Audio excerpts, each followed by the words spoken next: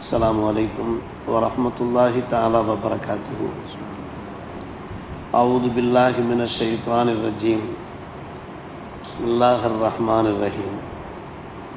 الذين آمنوا وتطمئن قلوبهم بذكر الله ألا بذكر الله تطمئن القلوب الذين آمنوا وعملوا الصالحات طوبى لهم وحسن مآب.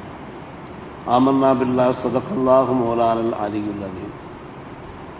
எவர் இறை நம்பிக்கை கொண்டவராக இருக்கிறாரோ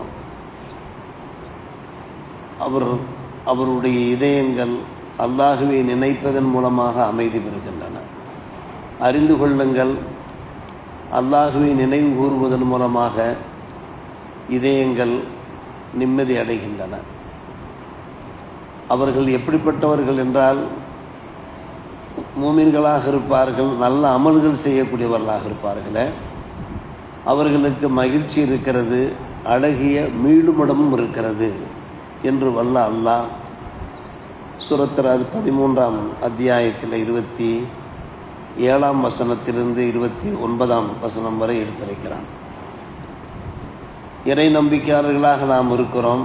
நம்முடைய இதயங்கள் அமைதி பெற வேண்டும் என்றால் இறை துதி மூலமாகத்தான் அமைதி பெறும். எந்த அளவுக்கு இறைவனை நாம் நினைக்கின்றோமோ நம்முடைய இதயங்கள் அமைதி பெறும். அல்லாஹ் அறுதியிட்டு உறுதியாக சொல்கிறான், அலா அறிந்து கொள்ளுங்கள், அல்லாஹை நினைப்பதன் மூலமாகத்தான் உங்கள் உள்ளங்கள் சமாதானம் பெறும் என்று அல்லாஹ் அறுதியிட்டு உறுதியாக சொல்லுகிறான். அத்தோடு அல்லாஹ் சொல்லுகிறான், நம்பிக்கை கொண்டு நீங்கள் நல்ல அமல்கள் செய்தீர்கள் என்றால் உங்களுக்கு தூபா என்றாலே மகிழ்ச்சி இருக்கிறது, உங்களுக்கு கண் குளிர்ச்சி இருக்கிறது. இரண்டு பொருளும் இருக்கிறது தூபாவுக்கு. இப்போ ஹுஸ்னுல் மஆப் என்றால் அழகிய மீளுமிடமும் இருக்கிறது, என்ன சுவனம் இருக்கிறது என்று இந்த வசனத்தின் வாயிலாக திக்ருல்லா பற்றி பேசப்படுகிறது. அல்லாஹுவை தியானிப்பது பற்றி பேசப்படுகிறது. நாம் அல்லாஹுவை அதிகம் தியானிக்க வேண்டும், நினைவு கூற வேண்டும். சிலர் கூறுகிறார்கள், இந்த திக்ருல்லாவை கொண்டு கருத்து அல் குர்ஆனை நினைவூட்டுவது என்று கூறுகிறார்கள். அல் குர்ஆனை எந்த அளவுக்கு நாம் நினைவூட்டுகிறோமோ அந்த அளவுக்கு இதயங்கள் சாந்தம் பெறும், இதயங்கள் நிம்மதி பெறும் என்பது காரணம். குர்ஆன் ஷரீஃபிலே பல நல்ல விஷயங்கள் இருக்கின்றன, சுபசோபனங்கள் இருக்கின்றன. சுவனவாசிகள் அவர்களுக்கு பேரின்பங்கள் இருக்கின்றன என்பன போன்ற வெகுமதிகள் இருக்கின்றன என்றெல்லாம் பல விஷயங்கள் இருக்கின்றன. இவற்றை எடுத்துரைக்க போது மக்களுடைய இதயங்கள் அமைதி பெறும், சாந்தம் பெறும் என்று ஒரு சின்ன கேள்வி என்னவென்று கேட்டால், ஒரு ஆயத்தில் வருகிறது, நல்ல மூமின்கள் இருக்கிறார்கள், இரையச்சம் உள்ள மூமின்கள், அல்லாஹுடைய பெயர் சொல்லப்பட்டால் அவருடைய இதயங்கள் நடுங்கும் என்று வருகிறது. ஆனால் இங்கே அல்லாஹுடைய பெயரை சொல்லும்போது இதயங்கள் அமைதி பெறும் என்று வருகிறது. ஒன்றுக்கொன்று எதிரானதாக இருக்கிறது என்கின்ற ஒரு கேள்வி வருகிறது. நல்லோர்கள் அவர்களிடத்தில் அல்லாஹுடைய திருநாமம் ஒழியப்பட்டால் அவருடைய இதயங்கள் அஞ்சி நடுங்கும் என்று ஒரு வசனம் கூறுகிறது. இப்போது நாம் ஓதிக்கொண்டிருக்கிற கேட்டுக்கொண்டிருக்கிற வசனத்திலே இதயங்கள் அமைதி பெறும் என்றிருக்கிறது. அஞ்சுமா அமைதி பெறுமா? அதற்கு ஃபஹ்ருதீன் ராஸி ரஹ்மத்துல்லாஹி அவர்கள் அழகிய விளக்கம் தருகிறார்கள். குர்ஆனிலே உள்ள சுபசோபனங்கள் எல்லாம் எடுத்துரைக்கிற போது சிறந்த வெகுமதிகள் இருக்கின்றன.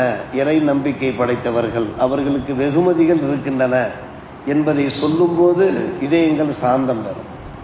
அதே சமயத்திலே குர்ஆனிலே பல்வேறுபட்ட எச்சரிக்கைகள் இருக்கின்றன. அது சம்பந்தப்பட்ட விஷயங்களை சொல்லும்போது நல்லவருடைய இதயங்கள் நடுங்கும், அச்சம் பெறும் என்று அவர்கள் விளக்கம் சொல்கிறார்கள். சிலர் நிறைய வணக்க வழிபாடுகளில் ஈடுபடுவார்கள். ஆனால் அந்த வணக்க வழிபாடுகள் அல்லாஹ்விடத்தில் கபூலாகிவிட்டதா இல்லையா என்கின்ற ஒரு உறுத்தல் ஏற்படும், ஒரு மனக்கிளர்ச்சி ஏற்படும். அந்த நேரத்தில் அவருடைய இதயங்கள் நடுங்குகின்றன. நம்முடைய அமல்கள் கபூலாக வேண்டுமே, அல்லாஹ் நம்மை ஏற்க வேண்டுமே என்று அந்த நேரத்தில் இதயம் அஞ்சுகிறது. அதே சமயத்தில் அல்லாஹ் இருக்கிறானே, அவன் மிக்க கருணையாளன், பேர் அன்பாளன், அருளாளன், அன்பாளன். எனவே நிச்சயமாக நம்முடைய அமல்களை இபாதத்துகளை ஏற்பான் என்ற நினைப்பு வருகிற போது இதயங்கள் அமைதி பெறும் என்று இமாம் ராஸி ரஹ்மத்துல்லாஹி அவர்கள் மிக அற்புதமான முறையில் விளக்கம் தருகிறார்கள். திக்ருல்லா என்று சொல்லுகிற போது பெருமானார் ரசூலே கரீம் ஸல்லல்லாஹு அலைஹி வஸல்லம் சொன்னார்கள், அஃதலுல் திக்ரி லா இலாஹ இல்லல்லாஹ். திக்ரிலேயே மிக சிறந்த திக்ரு இருக்கிறது என்றால் லா இலாஹ இல்லல்லாஹ். எந்த அளவுக்கு லா இலாஹ இல்லல்லாஹ்வை நாம் சொல்ல முடியுமோ அல்லாஹ்வுடைய நெருக்கத்தை நாம் பெற முடியும். மற்றொரு ஹதீஸில் வருகிறது, திக்ரு தான் நம்முடைய இதயத்தின் உணவாக இருக்கிறது. நன்கு கவனிக்க வேண்டும். நம்முடைய இதயத்திற்கு ஒரு ஆன்மீக உணவாக இருக்கிறது. இந்த ஆன்மீக உணவு உண்ணப்படாவிட்டால் நம்முடைய இதயங்கள் செத்த மையத்துக்கு சமம் என்கிறார்கள் நபிகள் நாயகம் ஸல்லல்லாஹு அலைஹி வஸல்லம். நம்முடைய இதயங்களிலே அல்லாஹ்வுடைய சிந்தனை இல்லை, தியானம் இல்லை, இறை நினைவு இல்லை என்றால் நம்முடைய இதயங்கள் செத்தவையாக இருக்கிறது என்று பெருமானார் ரசூலே கரீம் ஸல்லல்லாஹு அலைஹி வஸல்லம் அவர்கள் எடுத்திருக்கிறார்கள். எனவே தான் நம்முடைய இதயங்களுக்கு நாம் ஒரு உயிரோட்டத்தை உண்டாக்கி கொண்டு இருக்க வேண்டும், ஒரு உயிர்ப்பை ஏற்படுத்தி கொண்டு இருக்க வேண்டும். அது திக்ர் மூலமாகத்தான் இருக்கிறது. தொடர்ந்து அல்லாஹ் பேசுகிறான், யார் ஈமான் கொண்டு இவ்வாறு நல்ல அமல்கள் செய்கிறார்களோ அவர்களுக்கு மகிழ்ச்சி இருக்கிறது, அவர்களுக்கு சுபசோபனம் இருக்கிறது, கண்குறிச்சி இருக்கிறது, மீளுமிடம் இருக்கிறது என்று சொல்லும். அழகிய மீளுமிடம், அது என்ன அழகிய மீளுமிடம் என்று கேட்டால் சுவனம் இருக்கிறது. சரி, இந்த தூபாவுக்கு 3 சஹாபிகள் ஒரு அழகிய விளக்கம் தருகிறார்கள். கண் குளிர்ச்சி இருக்கிறது, மகிழ்ச்சி இருக்கிறது என்று இப்னு அப்பாஸ் ரலியல்லாஹு அவர்கள் சொல்லுகிற விளக்கம். அபு ஹுரைரா ரலியல்லாஹு அன்ஹு, அபு தர்தா ரலியல்லாஹு அன்ஹு, அபு உமாமா ரலியல்லாஹு அன்ஹு என்ற இந்த 3 சஹாபிகள் இந்த தூபாவுக்கு சொர்க்கத்திலே உள்ள ஒரு மரம் என்று விளக்கம் தருகிறார். சுவனத்திலே ஒரு மரம் இருக்கிறது. ஒரு வாகனம் ஓட்டி ஒரு வாகனத்தில் செல்லக்கூடியவர் அந்த மரத்துக்கு கீழே 100 ஆண்டுகள் சென்றாலும் கூட, அந்த மரத்தின் நிழலுக்கு கீழே 100 ஆண்டுகள் சென்றாலும் கூட அதை கடக்க முடியாது. அவ்வளோ பிரம்மாண்டமான ஒரு மரம் இருக்கிறது. அந்த மரம்தான் இந்த தூபா. பெண் மக்களுக்கு தூபா என்று பெயர் வைப்பார்கள். தூபா என்பது துவா வாவு பா யா, அற்புதமான பொருளுடைய ஒரு வார்த்தை. அந்த மரம் யாருக்கு கிடைக்கும் என்றால் அல்லதீன ஆமனு வாமிலு சாலிஹாத்தி, யார் இறை நம்பிக்கையோடு நல்ல அமல்கள் செய்கிறார்களோ அவர்களுக்கு சொர்க்கத்தில் அந்த பிரம்மாண்டமான மரத்தினுடைய அந்த நிழல், அந்த நிழலில் ஒரு சுகம், ஒரு இன்பம் அவர்களுக்கு கிடைக்கும் என்று அல்லாஹ் ரப்புல் ஆலமீன் கூறுகிறானே.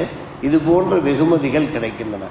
ஆக அல்லாஹ்வை திக்ர் செய்கின்ற போது, நினைவு கூற போது, அதே போன்று அல்லாஹுடைய அந்த அருள்மறையிலே உள்ள அந்த அழகிய உபதேசங்களை எடுத்துரைக்கிற போது, நாம் எடுத்துரைக்கிறோம் மட்டுமல்ல, நாம் வீடுகளுக்கு செல்கின்றோம், இறைமறையை புரட்டுகிறோம், தர்ஜுமாவை பார்க்கிறோம், அதனுடைய விளக்க உரைகளை பார்க்கிறோம். ஒரே நேரத்தில் அத்தனையும் பார்க்க போவது கிடையாது.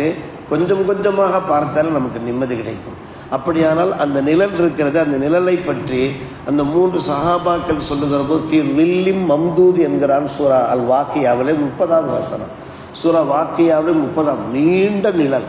மம்தூத் என்றாலே நீளமான நிழல்.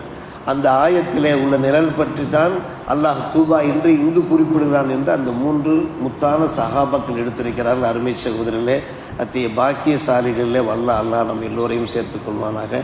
வாஹிர் தாவானா அல்ஹம்துலில்லாஹி ரப்பில் ஆலமீன்.